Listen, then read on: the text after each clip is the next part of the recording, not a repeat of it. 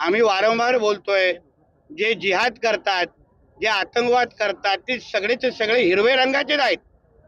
आणि त्यांनी ज्या पद्धतीने गोळ्या झाडण्या अगोदर आपला धर्म विचारला, त्याच्या आमच्या माता भगिनीच्या डोक्यावर सिंदूर बघितलं, काही लोकांना कलमा वाचायला सांगितलं, तर आमचे जे हिंदुत्वादी संघटना ते वारंवार बोलतायत की मग व्यवहार करत असताना तुम्ही तुमचा हिंदूंनी पण धर्म विचारला पाहिजे, त्यांनाही हनुमान चालीसा बोलायला लावली पाहिजे.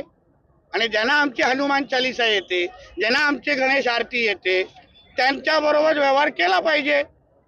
मग तो पण विचार हिंदू समाजाने करायलाच पाहिजे. जो आमचा आहे त्याच्यावर आम्ही व्यवहार करणार, त्याच्याकडूनच आम्ही खरेदी करणार. त्यांनी कशी धर्म विचारून गोळी मारली, मग आम्ही किमान कमीतल्या कमी, कारण का बाकी सगळी त्यांना शिक्षा देण्यासाठी आमचे मोदी साहेब सक्षम आहेत, आमचे अमित शाह साहेब सक्षम आहेत.